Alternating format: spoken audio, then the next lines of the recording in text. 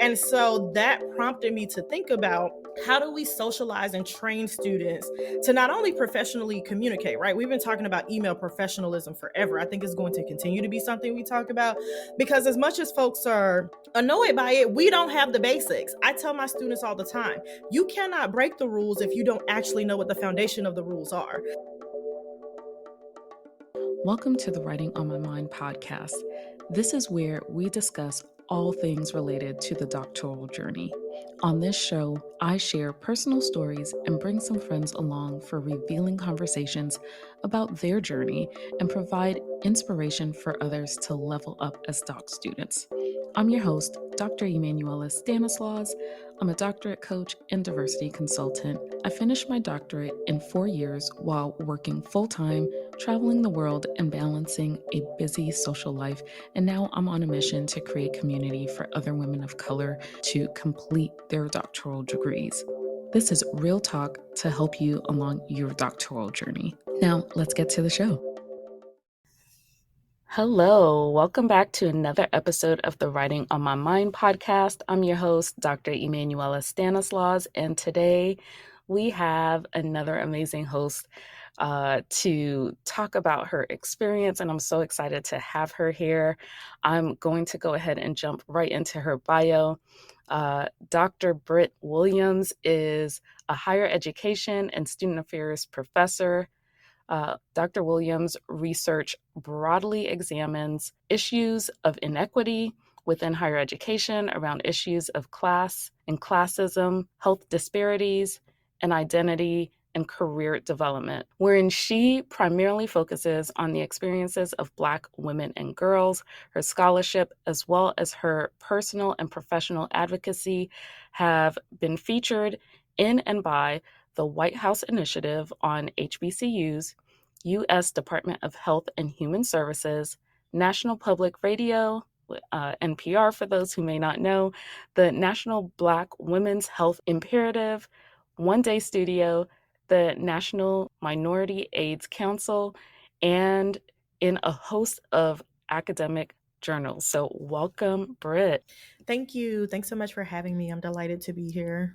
I don't know if you're like a listener of the podcast, but I have talked about you several times. I don't think I've like actually said your name, but folks who have heard me talk about my story have heard me share how your presentation at the NASPA 2017, I want to say, annual conference where you shared your experiences. It was you and 4 other women, I believe. All of you talked about Sister PhD, the sisterhood that you created to support one another, to keep each other encouraged, to just really serve as resources. And that helped me to create my own offshoot of Sister PhD, where I had other folks who were part of my village and helped me to really see the PhD through the finish line, of folks like Lamisha Brown, who you know as well, and who has been on the show too. So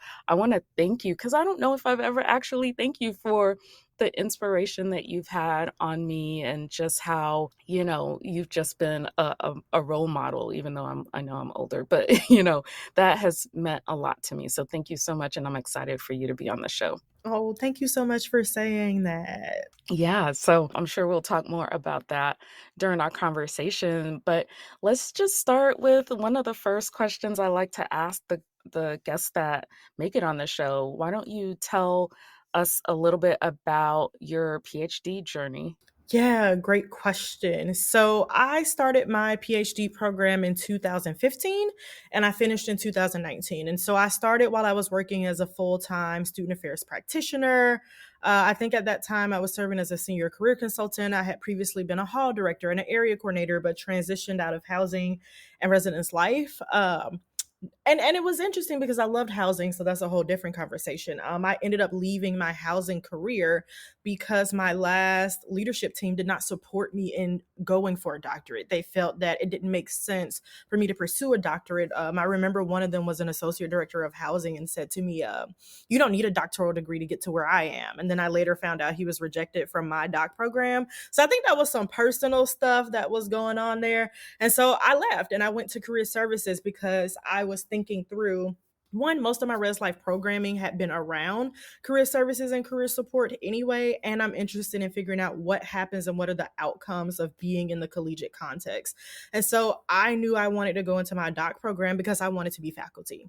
So I have my doctoral degree from the University of Georgia's College Student Affairs Administration program, which is housed now in the Mary Frances Early College of Education. Back then it was just the College of Education. And that program actually had a long history of turning out practitioners. So when I joined CASA in 2015, everyone wanted to be a VP, an AVP, a senior vice president, all of these roles in administration where you make a ton of money and you have a lot of power and you get to sort of make decisions on campus. And I came in from day one. I was the youngest person in the program. I think at that point they were saying I was the youngest person that had been admitted into the program. I was probably, if I remember correctly, 24 years old, and I knew I wanted to be a faculty member. And I chose that program because I wanted to study practitioners. So there is no better space to develop as someone who wants to be a researcher, who wants to study practitioners, than in the program that is turning out powerhouse practitioners. And so for me, that is what made sense. And I knew the program would be an uphill battle because there weren't a lot of us who were thinking about the faculty route at that time or who were even being socialized to consider the faculty route at that time. And I chose the program anyway for so many reasons. Wow, thank you so much for sharing that. You actually shared some things that I didn't know about you and similarities too. So I started out in res life as well as a student leader up into a full-time professional, and then made the transition after about a year and a half into career services and have been in career services for the past 15 years. That's kind of crazy. That's So, funny. I yeah. think I realized that. All right.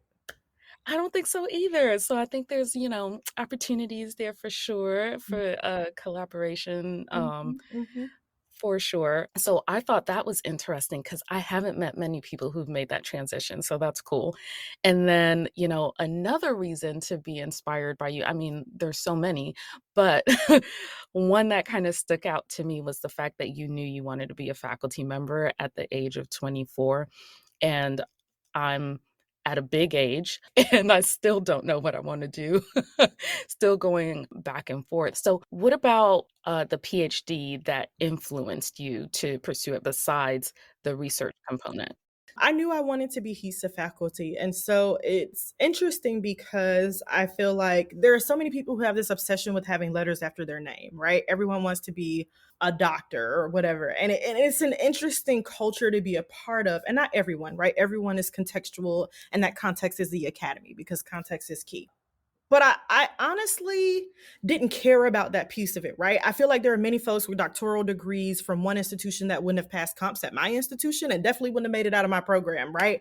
And so for me, it was about strategically, how do I reach my goal of knowing I wanted to become a faculty member, knowing I wanted to develop practitioners, and knowing I wanted to add to the scholarly canon in a way that makes sense. And so all of those things were influencing factors, but there was also the fact that I had horrible supervision experiences. So in my bio, I talk about doing work around career development, doing work around the workplace and supervision. And it's because my experiences, by and large, as a practitioner, were filled with poor supervisors, poor leaders, and people who I felt like engaged in massage noir and wanted to discredit me and my goals and my dreams for no other reason than I was a strong, loud, vibrant Black woman, which is very uncomfortable, right? That's disconcerting in an academy where we want to train and socialize people to be unsure of themselves. We talk about imposter syndrome all the time in the academy. I don't have that. I know I belong here. I'm better than most of these people. And there's no situation where someone's going to tell me that's not the case when I'm in my space and I'm in my research and my concentration area bag, right? Like it just is what it is there.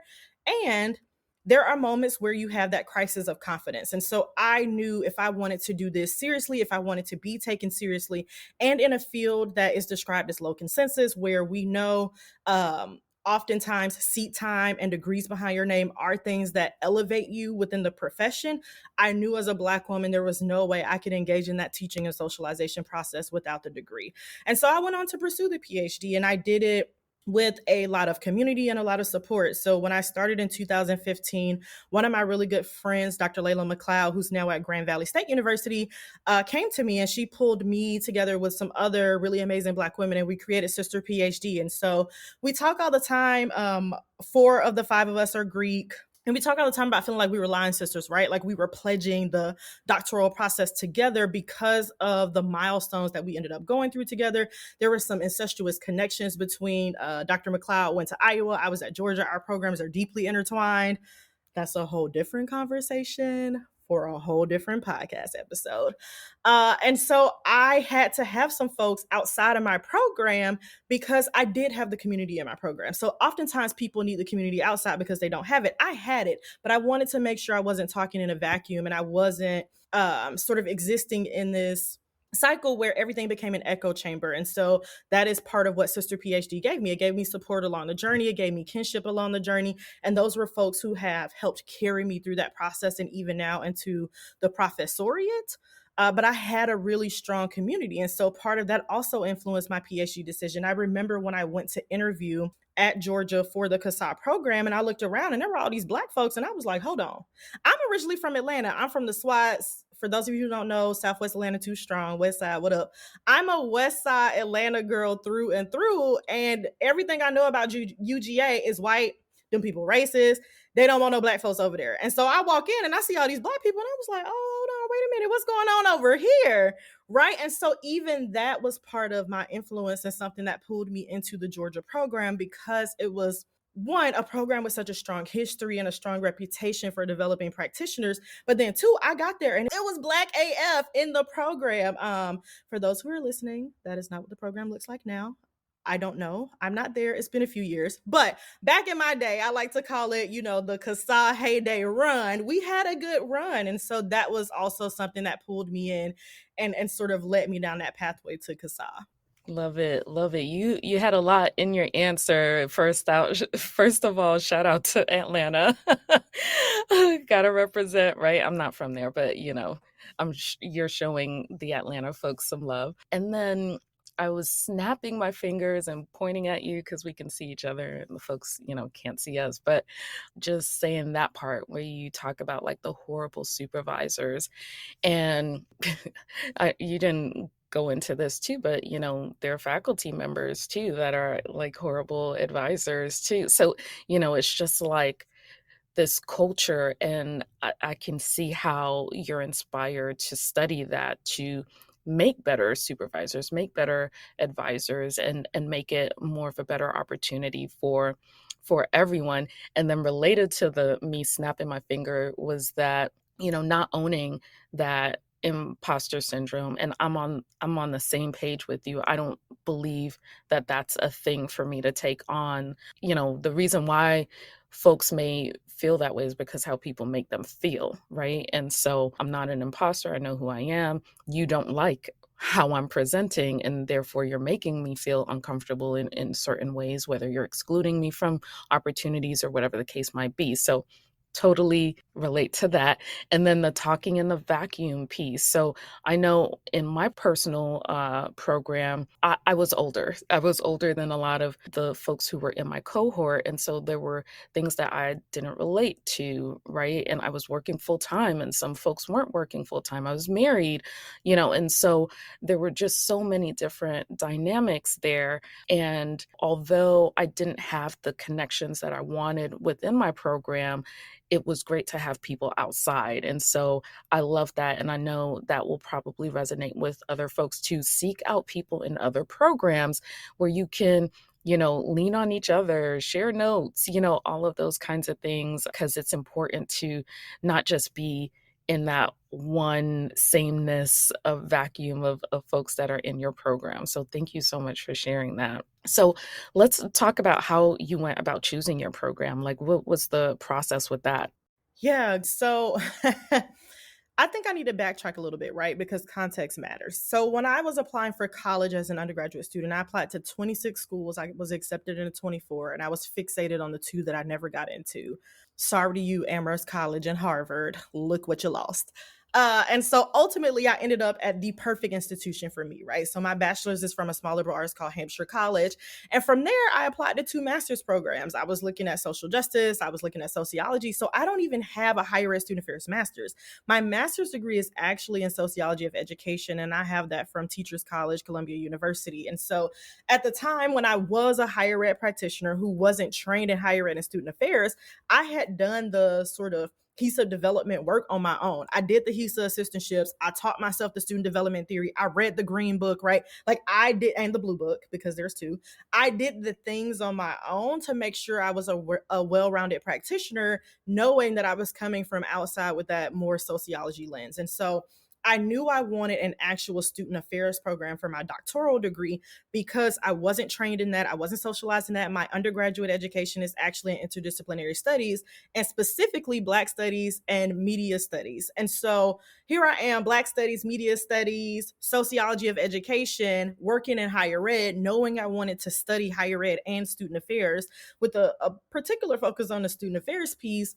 Where do I want to go? And so at the time, I was going home. I was a practitioner at Georgia Tech at the time. I didn't want to leave Atlanta because I had just left my family. I spent several years in college and graduate school and some of my first professional roles away from my family. And so it felt really good to be back in Atlanta and be close and be able to attend Mother's Day and the family functions, right? There are so many things that we are socialized to give up as part of being a part of the academy. And I didn't want to give that up. And so as I looked at programs in the state of Georgia, it was CASA or bust. So I only applied to the CASA doc program, which is a very dangerous thing to do. Looking back on it, it was so cocky. And I was like, I am going to CASA. It is what it is. This is a top, 1-2 program. It's at home. It's down the street from Atlanta. I can move to Athens, but still be commutable to my family, right? And so I was thinking about all of that. I was working in the system so I could get tuition remission. So there were all of these things that were important to me in terms of financial costs, access and proximity to family. Now, there are other programs in Georgia, but none of them were CASA, and they weren't the CASA that I was looking at in 2014 when I was applying. And so I looked at the website. I'm looking at all this dope work that's coming out of there. And at the time, Dr. Candace Maddox Moore, who's now at Maryland is always still in UGA's faculty, but that's a whole different conversation too.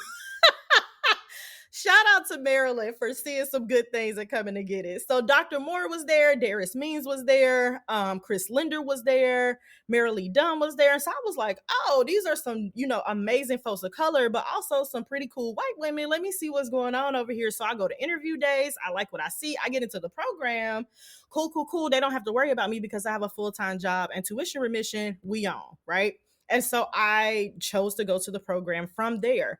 Unfortunately, right, like Candace was a big piece of my draw to CASA. She was a triple dog. She had all of her degrees from Georgia. She was working at Georgia. She was doing the thing. And I'm like, who is, this powerful Black woman who is making all of these moves, but also Candace kind of moves in silence. So if you don't know Dr. Moore, you don't really know what's going on, right? She's one of those people where she shows up in the room and she's never going to be the loudest person, but when she opens her mouth, you better be quiet and listen. And I just wanted to ingratiate myself in her presence and be a part of that. And she ended up leaving my first year. And so I was like, woo, thank God I picked a program that also had Darius Beans and Chris Linder, because I would have been out here SOL when this person who was really the biggest draw for the program, aside from proximity and family and those other things, was there. And so that is how I made my decision. It was CASA or bust.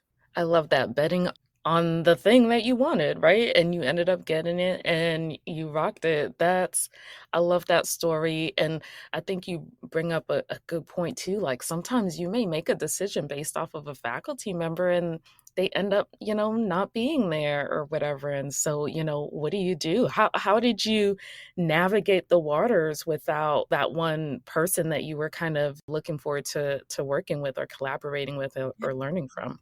Good question. Also timely because I just announced I'm transitioning from my own institution. So the advice I always give to students is never go to a program where there isn't at least 2 or 3 people that you want to work it with, right? Like you want backups to your backup. And I don't, mean that in the sense that any one faculty member is better than another, but there are people that we inherently feel ourselves drawn closer to. And so when Candace left, I, of course, was super excited. Like, this is Maryland, which at the time I think was ranked number one in our field. And it's Maryland. Like, they were poaching everybody. They have the Woman of Color Faculty Dream Team over there now. And so it made sense to me. It was the perfect career move for her. And I'm not selfish enough to be like, you need to stay at Georgia for me. That's absurd. So I, had a meeting with her. We planned out, okay, I'm going to move over to be in Darius Means' advisee. Shout out to him. He's at Pitt now. Amazing scholar. And I was like, all right, look, I got a big personality. I'm a whole lot.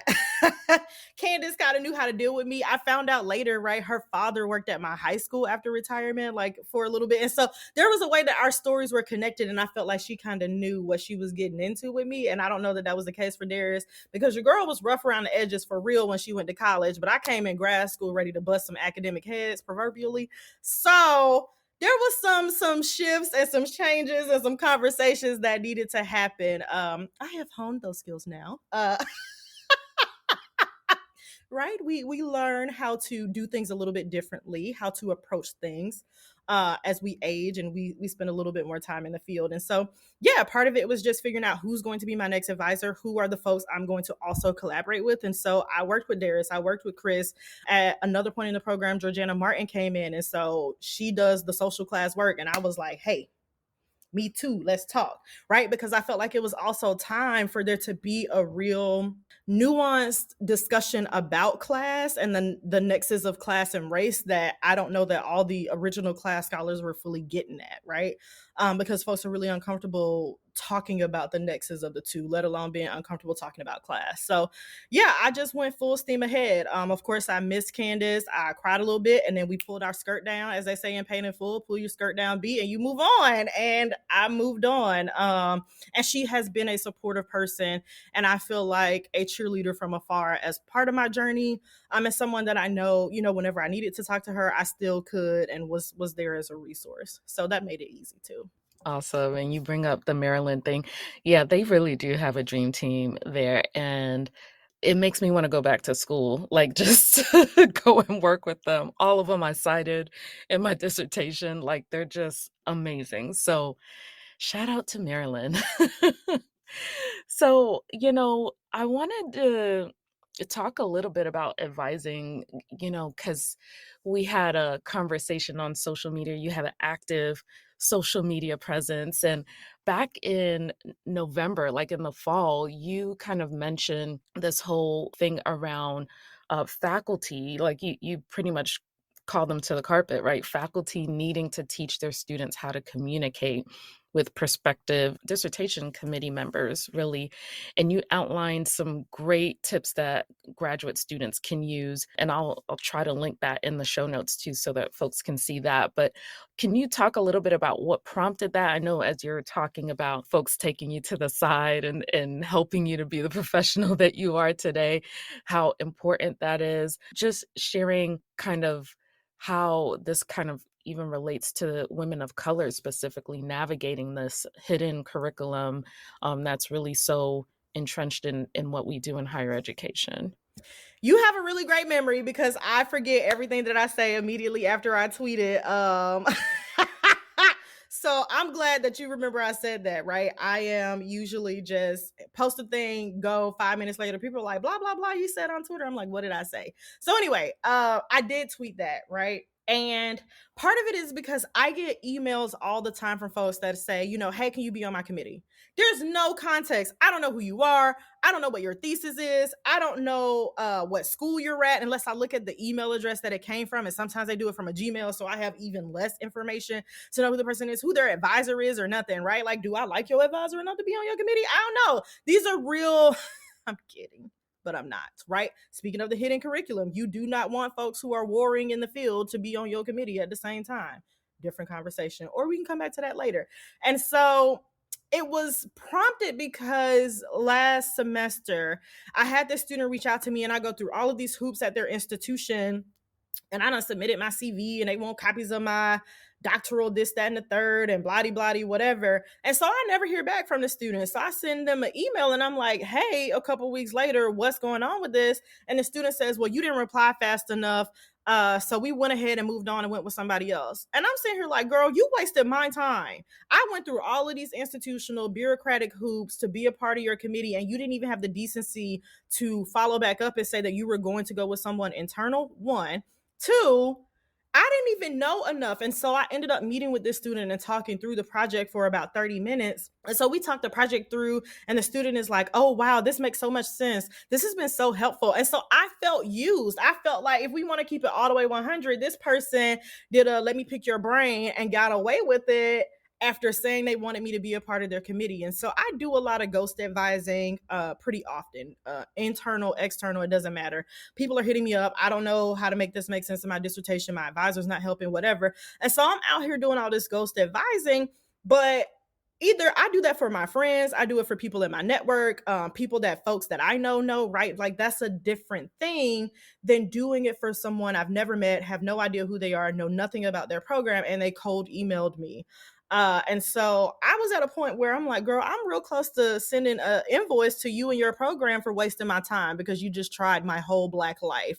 And so that prompted me to think about, how do we socialize and train students to not only professionally communicate, right? We've been talking about email professionalism forever. I think it's going to continue to be something we talk about because as much as folks are annoyed by it, we don't have the basics. I tell my students all the time, you cannot break the rules if you don't actually know what the foundation of the rules are. I use slang in my professional published manuscripts because I know grammar, right? Like there is a grammar and a syntax to slang in and of itself. So you can't break the rules until you know what they are. And I felt like it was important to start to have a conversation around, what do people actually need to know when they're trying to make a decision about being on your committee? How do they know who they're going to be working with or who the prospective people they're going to be working with?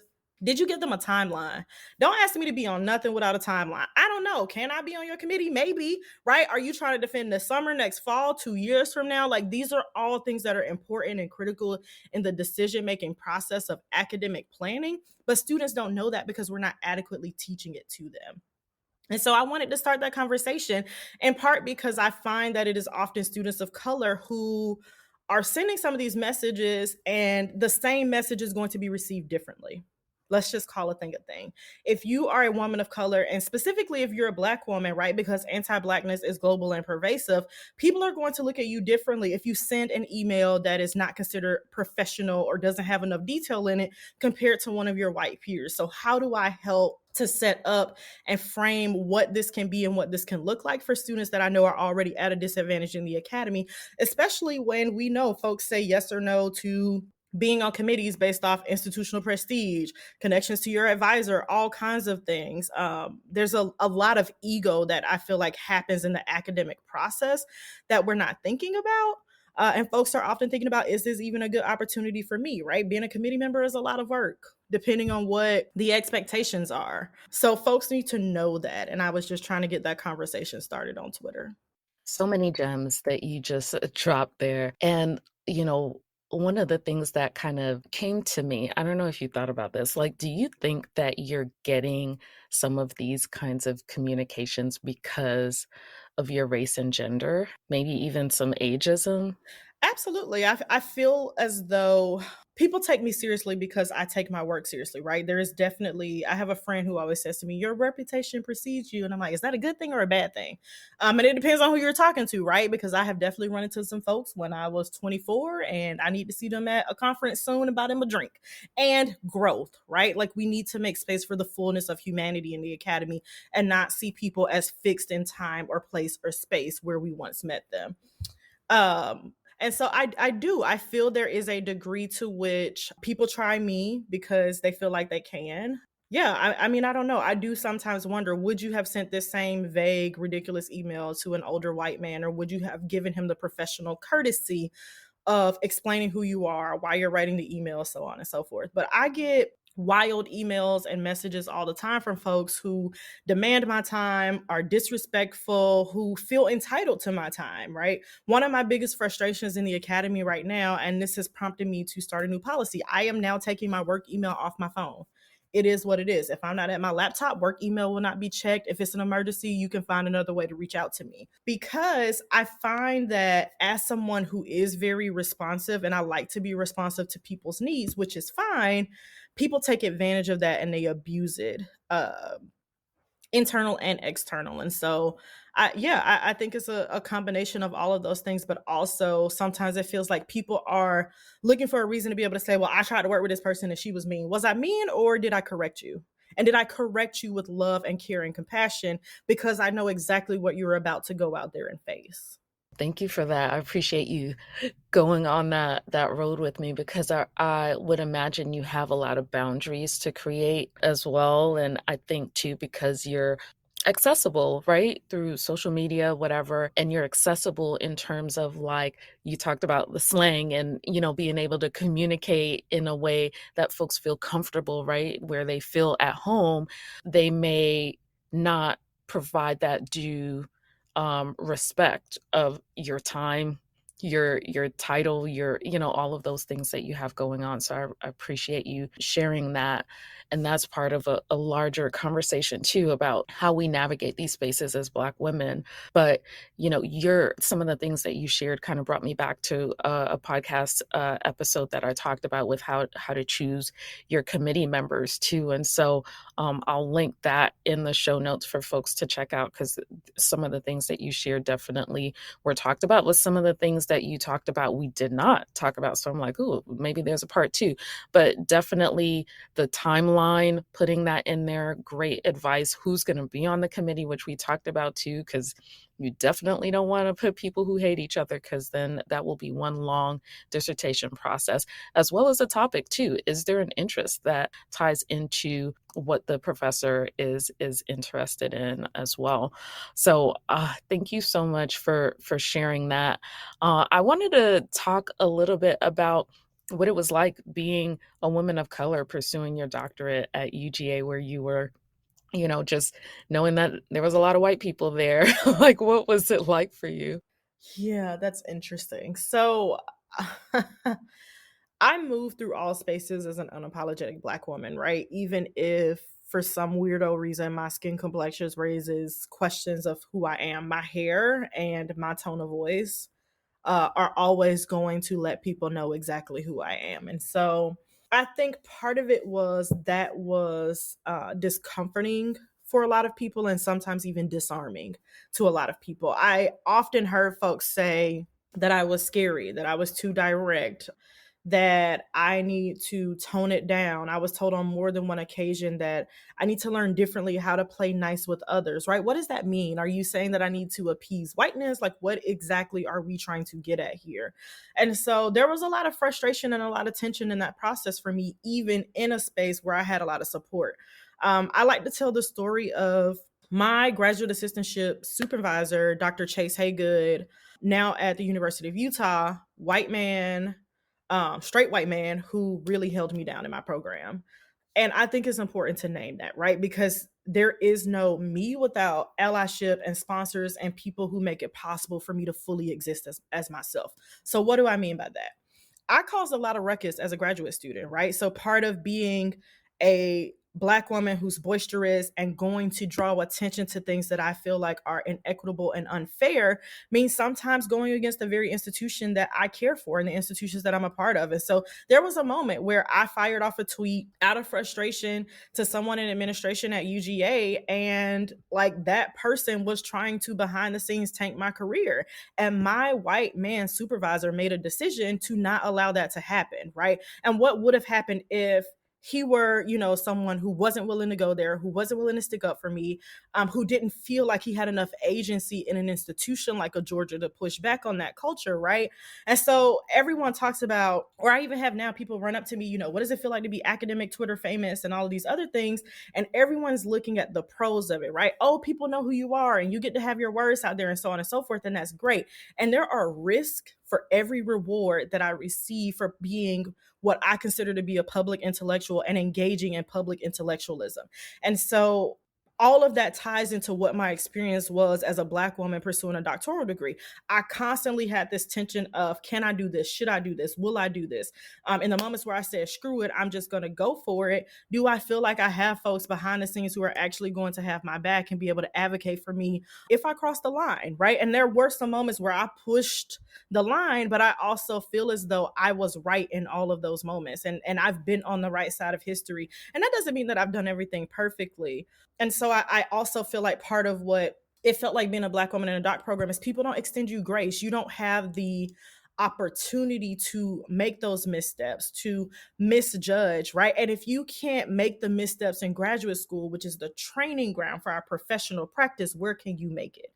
Because I don't want you making those mistakes when you're out with students, and I don't want you making those mistakes when you're writing for publication and it actually fully matters. That's what graduate school is supposed to be. And we are so hyper focused on forcing people to conform to the strict structures that exist within the academy that we don't even allow them to realize where they can push and pull some of those boundaries. And so I had to learn a lot of that. I had to navigate a lot of that. I'm still paying for a lot of that. And I don't know how many people out there in the world fully recognize, like, I had a falling out with people who were supposed to support my career. I did work with people and for people and never got paid and never got a thank you and never got a shout out. And there are so many behind the scenes things that I've done to propel other people's careers and to support other folks. And now here I am on the tenure track, and those same people are nowhere around, right? Those people have not shown up for me. And so part of it is also recognizing that everyone wants Black women to carry their water, and no one is going to do the work of centering Black women and acknowledging our labor, or literally citing a sister, right, when it comes time to give Black women their due. And so that was a lot of what my experience was like. It was a lot of pushing on boundaries, a lot of deciding when and where I wanted to conform. And I did sometimes, because the reality is I can't be a doc student without an assistantship. And I can't go to a program that is incredibly expensive without resources and support. And I can't do the things that I needed to do. And I still self-funded a lot of the way. I graduated from the University of Georgia with $9,000 in credit card debt from going to conferences, because I did not have the support to go to some of the academic conferences and to do some of the things that I needed to do to become a faculty member. So everyone's all, you have your name out there, you're doing all of these things. Yes, I'm doing all of the things I'm supposed to be doing, but I don't have institutional support to do that. And so what does that mean? And even now, being on this side of it, where it's, oh my God, you've blossomed into, I do think I'm a much more thoughtful, much more compassionate. I definitely think a lot more before I speak now versus being a very rapid fire, we're just going to go for it person when I was in graduate school. And people should have saw that I could have become this when I was there, so it didn't financially, socially, and emotionally cost me as much as it did. And I think that if I were a white man or even a white woman and I had the talent that I have, people would have seen that in me. Wow. Wow. So I'm processing what you just said, because that was a lot of information. So institutions were in a position, and institutional agents were in a position to support you financially or, figuratively, but you were punished because of the way that you called out various situations.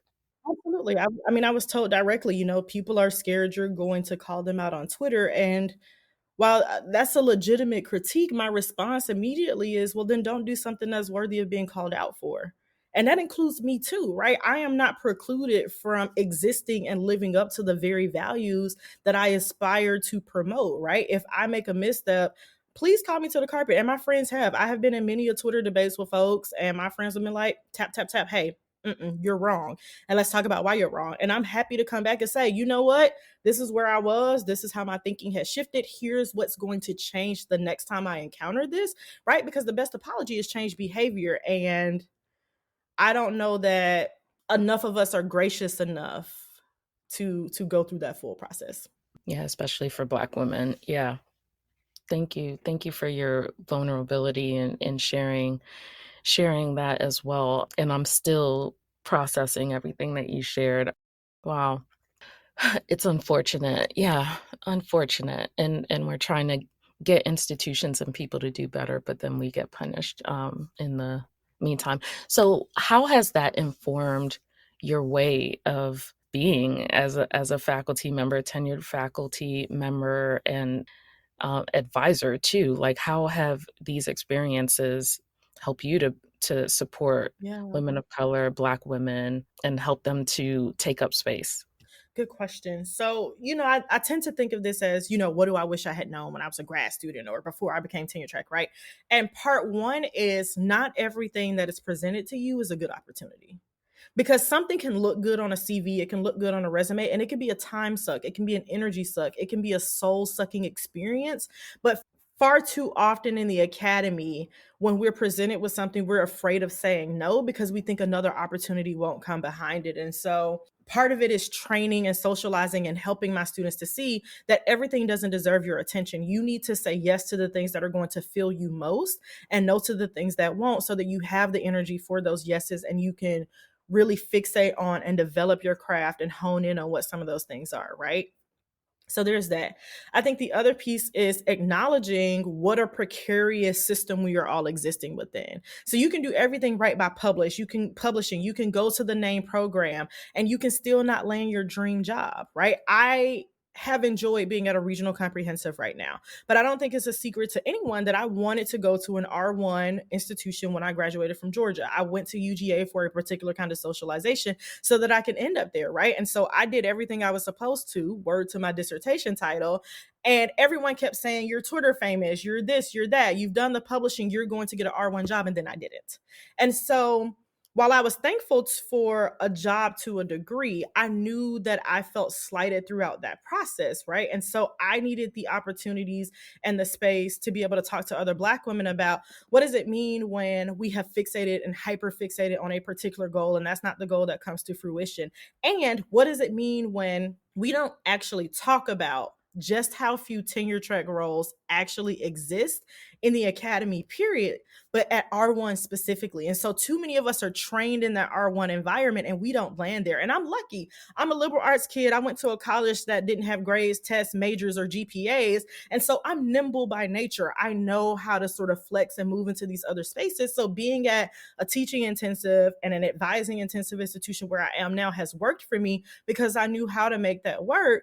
But folks have seriously minimized the realities of the academic labor market, of the academy as a space for employment, as a space for socialization and work. And as someone who studies those career, workplace, and supervision issues, I am not doing that. I am off the merry-go-round. I'm not solely doing the socialization work and talking about the good sides of this field. Here are the things that are going to be incredibly frustrating and challenging, and you get to decide if you want to deal with them. And so part of it is having those real talk conversations and being forthright with people because we owe it to them to be forthright in that way. And so that is how my experiences have informed how I approach my advising, how I approach my teaching, and how I think about what my role is as someone who is, I think, very much leaning into being a public intellectual, in part because that's what I want, right? What good is being in the academy? I'm a super first gen. I'm first gen for my parents, my grandparents on both sides. Like, I'm a super, super first gen. I am the first person of all of my first cousins to go to college. Like, I'm a first gen ever first gen. And so what use is being in this space if I can't translate it to the people who actually matter? And I can't make space for the roundaway Black girls who I used to be and who I'm still in community with, right? Because I don't feel like I need to only be in community with academics. That's ridiculous. So yeah, that is what that looks like for me in practice. I love that. And I'm sure your real conversations mean a lot to those that you advise. I know for me, I would have appreciated a safe space where I could have shared the fears that I have, where folks can share the real of what it was like for them to get where they are or what they continue to struggle through. And so that's amazing. And thank you for sharing that. So, why don't you share with me 3 things that helped you succeed while you were pursuing your doctoral degree?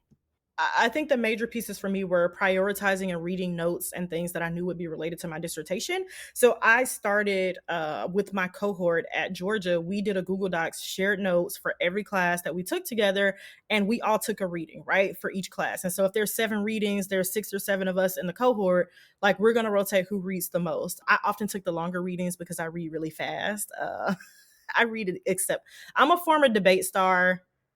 Anyway, there are a lot of skills that come from debate, and being able to read and interpret really fast is one of them. And so I worked with my cohort on that. And so prioritizing, these are the things I really want to deeply read versus these are the things I just need the highlights on, because I don't need to know everything in this field. I need to know what I need to know about my specific area of focus, and I need to know how to find the answers to everything else. So that was a big piece of it.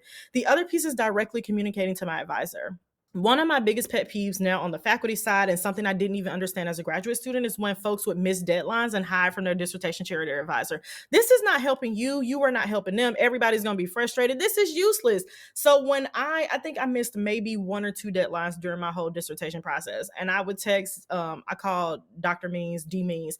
I would text D Means and be like, look, I ain't got it. This is what's going on. Here's when you can expect it. I'm about to go outside with my friends because I need to touch grass. And so like I need to get out of my head for a little bit.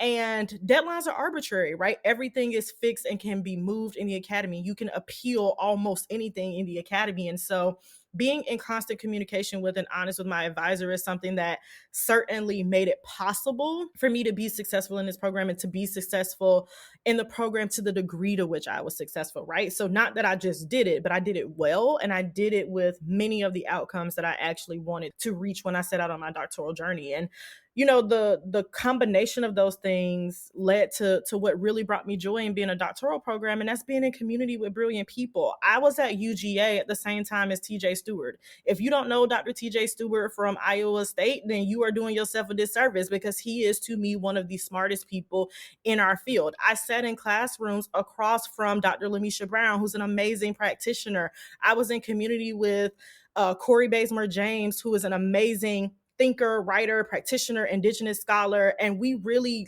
went at it and hashed it out, thinking about what does it mean to be in community between Black and indigenous folks, and how do we really leverage that, right? So I was in a space that forced me to think. Marvette Lacey was in my program. Joan Collier was in my program. And so there were all of these powerhouse folks there that made being a grad student fulfilling for me and made it possible for me to turn into who I am, because they weren't going to let me show up lazy. Like, they knew when I was showing up with some cupcake analysis, is what we like to call it. And they're like, girl, please, right? And so we operated as iron sharpens iron, and that made me move through my program successfully, happily. And then I had my people who were all of those things, and then I could be real with, right? Quasia Williams, that's my dog, that's my namesake. We have the same name. We are not related, and I always joke with her that her kids look more like me than they look like her.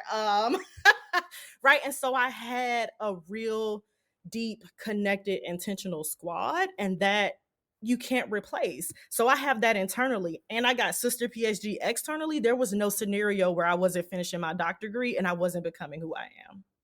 It just wasn't. What a time. All of those names. I'm like, I didn't go into the program with you all, but I was sitting on the outside like, man, I should have went to UG.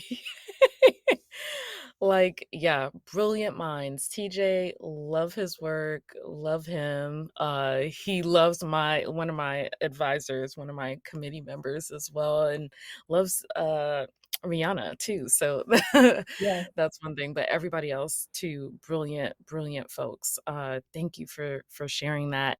So why don't you share a little bit about like anything else that you're thinking that folks should know about you?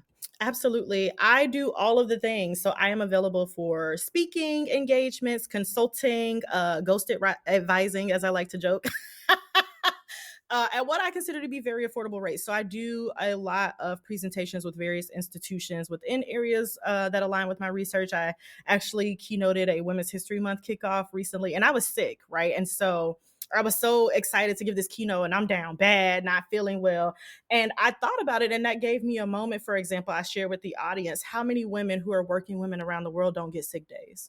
And so let's go ahead and jump into this conversation, even though I'm not at 100%. And so I'm always happy to bring it back down to the real world for folks. And so you can reach out to me if you're looking for someone to come and talk to you or your program or your office or whatever you're doing, your company, for everything related to supervision and retention, all the way to career development, over to issues of social class and equity and inclusion within various organizational contexts and environments. And you can find me on Twitter at Dr. Britt Williams. That's DRBRIT Williams. I'm sure that will be shared down below. And my website, drbrittwilliams.com or BrittanyMWilliams.com, because I have to own all the things related to my amazing initials, BMW. Love it. It's part of the brand. Yeah. Part of the brand. Thank you so much for sharing that. I will definitely add all of the links in the show notes so that folks can connect with you, follow you, because you're pretty funny as well. Love the tweets that you share too, and all of that. So we'll put that so people can connect with you. And now too, I want to see if you have like a couple of minutes to do the lightning round questions. Let's go. Is that cool? Let's go. Awesome. Okay, so lightning round questions. You just say the first thing that comes to mind when I ask these questions, and you're thinking about it in terms of the context of being a grad student, a doc student. So, all right, first thing, what was your favorite mantra as a doc student? Black men have patriarchy, white women have whiteness. All Black women got is we ourselves, period. That was my mantra. I'm going to be with the Black women. I'm going to hold down the Black women. We all we got. Do you have a shirt with that? Like, that sounds like we need to put it on a shirt. Good. Dr. Tiffany Davis made me a cup with that on it when I said it. And so I'm very appreciative to her for that. But I should make that into a shirt. You right. All right, one thing you couldn't live without as a doc student. Rice. Let me tell you something, okay? When you on them long marathon writing days and you don't have time to cook for real, rice. Fresh out the rice cooker, it packs up well, it reheats well. I could not live without rice when I was a doc student. It's also quite affordable. Was it white rice You know, or like all yellow the rice, rice? I like all the rice. Basmati rice is really that girl. Jasmine, if you're really feeling saucy. I mean, I'm just saying. Rice. I know that Hilarious. sounds funny, but doc students forget to eat. You need to eat, child. Okay, that works. Yeah, rice. I don't know. All right, thank you for that. Okay, favorite hype song? I have two. I have two hype songs that I absolutely cannot live without. Trap or Die by Jeezy, because Trap or Die by Jeezy, and Moment for Life by Nicki Minaj. At any moment where I'm like, I don't know if I can do this, I'm about to quit, right? Because we all had those moments in the program. You about to throw your MacBook out the window. I'm tired of this, right? Those were the songs that brought me back where I needed to go. Love it. Yeah, two great songs. Okay, what was your go-to practice to celebrate your wins? Spa day, when I could find a reasonable price, right? And in Atlanta, you can always find something affordable somewhere in a hole in the wall. And I am all about sorbet. So I'm at somebody's ice cream sorbet shop, walking down the main drag in Athens, having my sorbet. Love it. Love it. Self-care. And then lastly, the best piece of advice you've received. Stay in your own lane, mind your own business. And that came from the great philosopher Plies, but also from my advisor, D Means. He used to always say, worry about yourself. So I would constantly hear over and over, you need to worry about yourself, because I mean, I'm a communal person. I'm always trying to bring other people along. And there's inherently parts of the doc journey where you kind of have to focus on you and just you. And I should have learned that lesson a little bit sooner. So worry about yourself. Stay on your own yoga mat. Love it. Love it. Stay in your lane. Awesome. I love it. Britt, it has been amazing having you on the show. You definitely lived up to all of my wishes. You were on my guest wish list, and so excited to get the opportunity to chat with you and to also give you your flowers based off of when I met you in real life, and we've been able to stay connected through social media and conferences as well. And so it's just been good to hear your story, which I haven't had an opportunity to sit down and hear. And so thank you for your vulnerability and for just being open here. And I know your story will help other women of color. Absolutely. Thanks so much for having me. This was fun. Yay, let's do it again. No, I'm not joking. And so again, too, I'll share your contact info for folks to follow, and I appreciate you being on the show. Thank you for listening to another episode of the Writing on My Mind podcast. If you'd like to support the podcast, make sure you follow the show wherever you listen to podcasts, rate the show, and leave a comment on Apple Podcast. You can also donate to the show by clicking the support link in the show notes. Your donations help me to continue to put out new episodes to help support you and other women of color doctoral students. I'd also love it if you could spread the word to other women of color doctoral students to grow our community.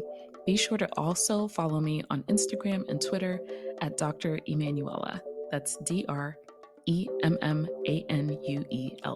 See you on the next episode.